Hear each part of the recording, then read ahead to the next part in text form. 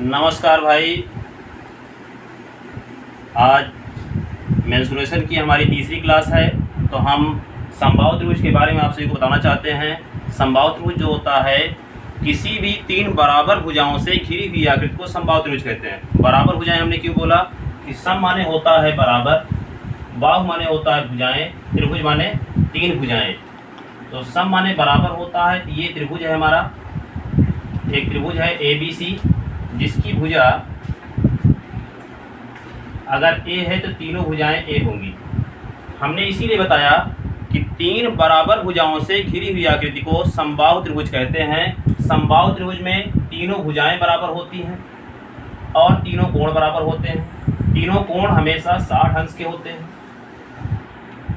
अगर हम इसका चाहें क्या होता है परिमाप, परिमाप होता है सभी भुजाओं का योग। परि माने बाहरी माप, तो सभी बाहर भुजाओं को मापते हैं हम।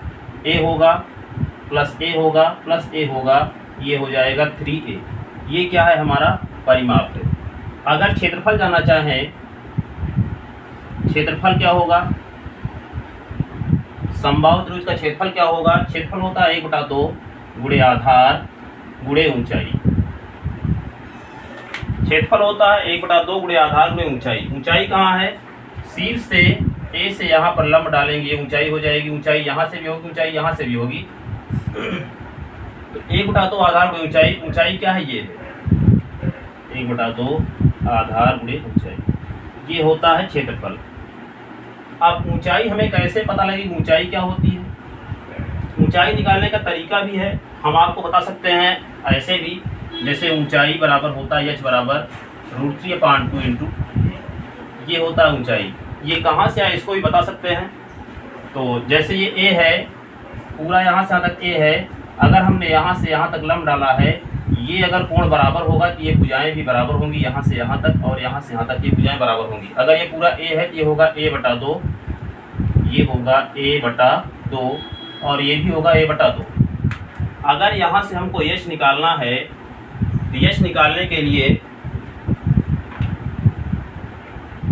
ये होगा एक समकोण त्रिभुज, यहाँ से यहाँ तक होगा समकोण त्रिभुज।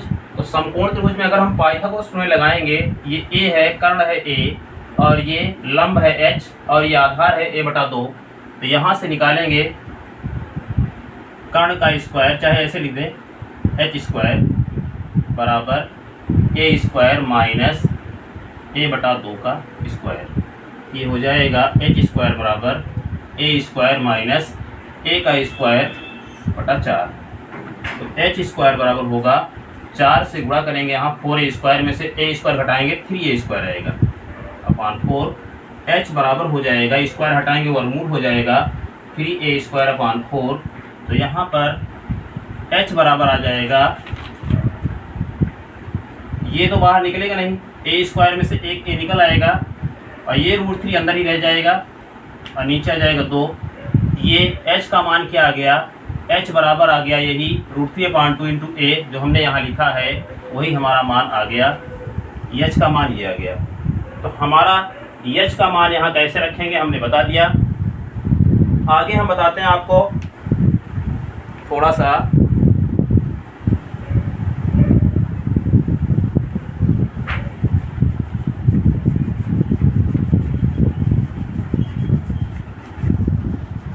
आपको बताया समबाहु त्रिभुज का क्षेत्रफल क्या होता है, परिमाप क्या होता है, इसकी ऊंचाई क्या होती है। आगे थोड़ा इसकी जानेंगे अंतः त्रिज्या और वाह्य त्रिज्या क्या होती है। बस उसके बाद टॉपिक को समाप्त करते हैं। ये जैसे समबाहु त्रिभुज है, समबाहु त्रिभुज ये है ABC। अगर इसके अंदर हम वृत्त बनाए, ये होगा अंतःवृत्त। अगर अंतःवृत्त है, अंतःवृत्त की त्रिज्या कैसे निकालेंगे। अगर ये त्रिज्या हमको निकालनी हो, ये रेडियस कैसे आएगी, यहाँ जानिएगा अंतःवृत्त की त्रिज्या। अंतःवृत्त की त्रिज्या, अंतःवृत्त की त्रिज्या हम स्मॉल r से लिखेंगे। इसका मान कैसे आता है, A/2√3 मतलब भुजा बटे 2√3। अगर वाह्य वृत्त की त्रिज्या लिखें, बाहरी वृत्त बनाए, जैसे ये वृत्त होगा। अगर ये वृत्त बनाते हैं तो यहाँ से ये त्रिज्या जो होगी या फिर यहाँ से ये त्रिज्या जो होगी, यहाँ से ये त्रिज्या जो होगी ये क्या होगी, कैपिटल आर। तो यहाँ से अगर वाह्य त्रिज्या निकालें कैपिटल आर, इसका मान होता है a/√3, a/√3। ये था समबाहु त्रिभुज के बारे में हमने बताया। नेक्स्ट डे अगला टॉपिक पढ़ाते हैं। तब तक के लिए धन्यवाद। जय हिंद।